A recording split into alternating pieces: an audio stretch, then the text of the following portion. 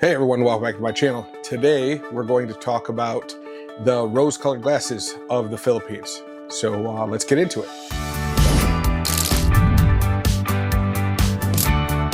Okay, I mentioned a couple of times in other videos that, not to have rose-colored glasses about the whole process of what's going on over in the Philippines. It's not that I think everything there is great. There are things that I don't like, so let's talk about those. Let's talk about realistic, what's going on. I'd say one of my number one issues with the Philippines, definitely if you're an animal person, I swear to you, if you see one of those videos online where it's like the crazy mange-ridden dog or whatever in the middle of the road and people are just walking, it's probably the Philippines. Let me tell you, it's something that takes a lot to get used to. And then you have this tendency, especially being from the West, to want to fix things or interact. And one thing you always have to remember is not to just cast any judgment about what's going on over there. It is a totally different culture and they look at things differently than we do here, and they just don't have the same resources. So that is one thing I definitely don't like. I also don't really care for the fact of they don't have a proper waste management system over there. So they don't really have here in the West, we have garbage is on Tuesday, put your trash out on Monday evening, and then Tuesday it gets, they don't really have that. Let me tell you, I was in Angeles City last year and they had this big pickup truck that just came by with these high plywood walls and just people just throwing trash into the back of the thing. And they had a guy up top sorting it all by hand. Mind you, it was 100 degrees outside and they're sorting. The worst job I think I've ever seen in my entire life. It's horrific. But however, once again, because they don't have a system for that, so everything's kind of ad hoc. So it's something also it's kind of weird. You can find bodies of water that's just filled with trash and they just don't view it the same way we do. So that's also something, it's not to say that everything is terrible and it's not to say that anything's wrong. And mind you, this is also just my observations, right? But it is something that you need to be aware of before going there.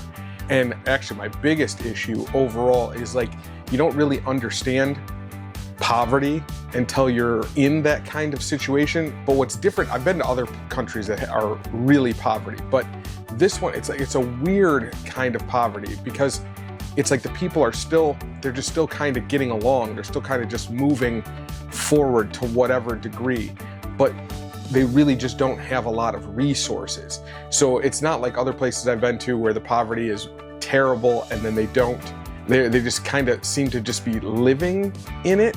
This is kind of a functioning poverty, if that makes sense. But that's one of the things I like about it is I like not the poverty. I like the fact that the people are still, even with the fact that they are an establishing economy and they're still kind of growing into what they ultimately can become, but they're not drowning in it, which I think is a really important aspect. They're still kind of moving along and still kind of going. And it really all depends on what area you're in. If you're on the province, you have a lot more, poverty overall, but it's a lot less noticeable because the environment is still kind of just rolling and everybody, you don't need as much there. But in the city areas and some of the bad areas, you can really see it and it's really kind of shaky. When I go there the next time, I'll actually take some videos of that, and I know other people have done it too, but I just think it's important to not look at it, to not look down on these things, to look at, just take it for what it is. Realize you're not in the West, you're not in whatever country it is you're from, that you're actually there, and be present, right? Without judgment, I think is the biggest thing. Another thing overall is that, a skin tax for sure. You can definitely get a lot of that there. Everything, if it was comparison to another Filipino, the price is going to be more. For example, when you first get there and you go to get in a cab for the first time, if you were a Filipino, it would cost you 200 or 400 pesos. While especially if you don't know, they're going to charge you 3,000, 4,000. But now by our calculations, that's actually still a good fare for a ride in a cab. But however, they're just taking advantage of you because you just don't know any better. And I think it's important to say that people there don't really, even if they're taxing you more, I guess it's trying to understand why they're doing it. And as long as you're be present of mind as to what is actually why people are doing what they're doing, it's just different motivations than what they would be doing it over in the West. A lot of times the motivations are a lot more necessary, let's say. You know what I mean? It's the difference between having milk and food and not, in comparison to somebody trying to really get over on you. That's not to say that can't happen there, because it absolutely can. I mean, if you go there and you think that you're a 50-year-old guy that walk up and gonna speak to all these 20-year-old beautiful women and stuff like that, no, there's a cost involved in that. It doesn't mean that the girl is a prostitute or something like that. It just means that know that it's coming from a different point of view as to why they're making the decisions and the motivation behind what they're doing, and really taking to the fact that it is a different culture all the way around. Like, once again, everybody there is kind of fighting to just get by the next day and just to keep moving forward. So I think one of the best things I've ever told anybody that hasn't traveled before, and this doesn't matter whether it's the Philippines or any other country, really take all of your personal ideals, and the best thing you can do is just throw that away. Throw that away. And even if you go someplace and you're like, I don't like this, then leave, right? Like, at the end of the day, you are not going to be the one that's going to change an entire culture of people. And there's also no reason to go there and offend them because of whatever is in your head. Just because it's in your head that they're right and wrong, this and that. There are many cultures in the world, and just because you were brought up a certain way, they weren't. So you really have to take that into account. Just, if you run into a culture that you don't like, then go somewhere else. Don't try to be the one that's standing there and trying to fight and force the culture to change around you to conform to your culture, because I mean, let's be honest, especially from the West, we've done that a lot around the world over the years, and that never works out well. So I just recommend don't do it. Now, with that being said, I also would like to go into the fact of, let's talk about, I am one of those guys that I grew up here going to places like strip clubs and stuff like that. I actually used to be a DJ for a really long time, and I worked in environments like that. So even when I go overseas, I like to go into places like that. And no, it's not to go and take girls out of the place or any of that kind of stuff. I just like to go there and treat it like I do the clubs here. I go there, I spend money, I drink, I laugh, I have a good time. But it is rather jarring sometimes to see how young and how naive the girls are there in comparison to here, and then especially with what the expectations are. I know that girls are young and everything that do that in the West as well, but it's the expectation is completely different there. The expectation is, just what they're going to do right from the beginning, from day one, is what the expectation is. And that's really the hardest thing for you to kind of wrap your brain around. But I like to go in and actually meet the girls and talk to them and like I said, have drinks and laugh and joke and, just give some money without any expectations of anything. So, but overall, I would say that whole culture over there can be a little jarring if it's something you're not really used to. Don't get me wrong, a ton of fun, but it's something that I think that you have rose-colored glasses on in the beginning, but the more you look into it, you start, maybe question what's actually going on. I would also say, there's also a huge problem with, everybody over there is so nice, so kind, and they're just they seem so friendly, but I think it's all very surface. I think it's very hard to actually make real friends there of the people that know them intimately, really, really as a person, and not just on the surface level. I think that because of the West, we view those smiling faces and the friendliness right up front, that we don't really see that it really is just surface level of actually knowing people. And if over there, I think that it takes a long time to actually get to really know them, especially because of the cultural differences, because of the language barriers, because of things like that. I think these are all things that it just really takes time. So I really believe that you should take your time with that kind of thing. And just because people are nice and friendly and they're approachable.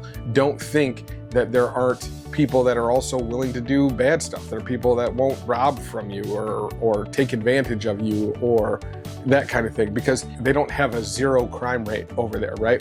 And none of these things are said to like discourage somebody. I'm just more about, let's be honest about what it is that we see, and let's not pretend like these things aren't there. And especially from a Western point of view, if you go there and you see it all the time, that it's not going to bother you, because all these things ultimately will. I would say one of the other things is the power, right? It's not just power, but and this goes back to even like the waste management and those kind of pieces.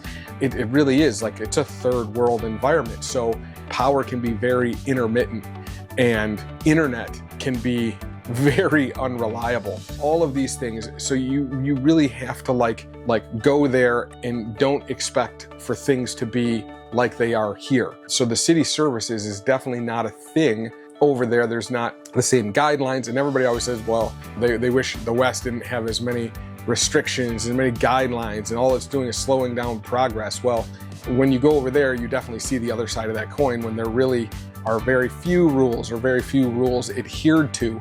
And then you see all of the chaos that comes out of that and how long it takes for everything to go.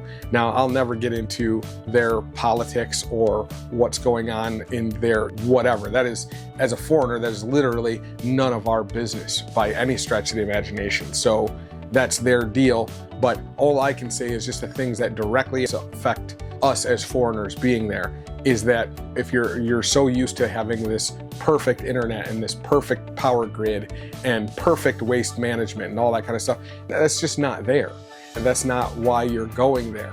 You're going there because, for all the other reasons I said in my other videos, but ultimately, that's not it. You're not going there for those kind of things. And I think if you're thinking you're gonna get those kind of things, you would be sorely disappointed with that whole process. And even then, the other thing is like waiting in lines, right? So here in the US, we never have to we have to wait in lines, but the most lines you're ever gonna wait in is because you're at like going into a concert or something like that. You're gonna have a line in the grocery store, you're gonna have a line at the bank, you're gonna have a line basically everywhere you go, you're gonna have to just stand and wait. And I think it's good training for us overall, just to like slow down. Slow down. Don't expect everything. Don't time everything. Like here, I expect the guys that work for me to be there at 9 o'clock in the morning or 8 o'clock in the morning. And I'm like, hey, if you're gonna be 10 minutes late, I need a phone call because I have things due. Forget that, you know what I mean? Or same thing if you have plans to meet somebody here in the West, you're gonna meet them and you're gonna say, oh, we're all gonna meet at 6, and then you're angry at 6:15 when everybody's not there. Well, that is, once again, definitely not there. Everything takes, if they're within an hour of the time you met, then you're going pretty good. Recommendation would be to actually set if you want everybody there at 6, make the start time 5. And I think you'll be a lot happier with the time that everybody actually shows up. So with all those things being said, we pretty much have city service is a problem, along with infrastructure is a bit of a problem. The fact of being able to culturally relate to people is a problem. So if we put these all into big bundles, right, that's what we have. We have city services and infrastructure, along with really understanding cultural differences and really being able to really make real relationships that aren't transactional.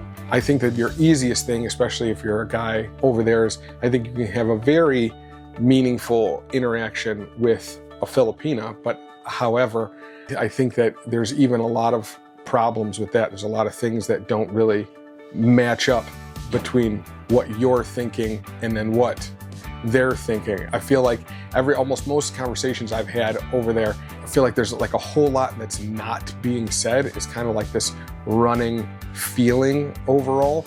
And once again, I think that just comes down to cultural. You just really take some time to understand that. You know, I've been dealing with this for a couple of years now, and I'm just starting to really get a grasp of it. And, you know, I've had to take a lot of stock over the last 4 months as to why I'm doing what I'm doing, what it is about it that really makes me want to do this, right?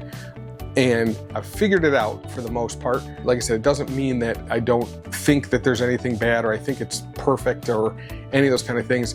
And I don't really want to give that impression that that's what's going on, because everybody has their doubts and reasoning for how they think and feel. But yeah, I just want to go at this with really open eyes as to why and how and things that I'm going to have to sacrifice to get to be able to make this change, right? And you know, I told a lot of people in my life that this doesn't mean that this changes, who knows? And I might be there for 5 years, might be there for 10, might be there for the rest of my life. I don't really know, but I just know that this is the next evolution of what I need to do. So I'm going to do that and then see what happens from there. You know, I suspect that I'll be there for at least 10 years, what I can imagine, or at least over in that part of the world. And I just have to figure it out. But either way, I think that there's a lot of things with the culture that you just have to kind of wrap your brain around and just don't have any judgment and realize that their reasoning for doing things and how they think about things is different than we do. They don't have the same resources, and why I want to go there, not to be delusioned in myself and really like know what it is that I want and why I want to do it, that it's not for some artificial reason or something I've made up or in my head to be better than it really is. I think you have to look at it all, everything with wide open eyes and make a decision, especially when it comes to something that big. And like I said, I know these last couple of videos have been more on a down tone, I feel like, but I promise I will get into things a little more on an upbeat and things that are actually like happier about this whole process. And also I want to get into a lot more of how I'm feeling about like things that are going on here at home, right? And things that are going on here in my country and what would even spur me on to make these choices, right? So with that, that's pretty much it for this one. And make sure that if you like what I'm talking about, subscribe. Please leave comments. Let me know what you're thinking. Let me know if there's something that you want me to talk about or that you are interested in hearing.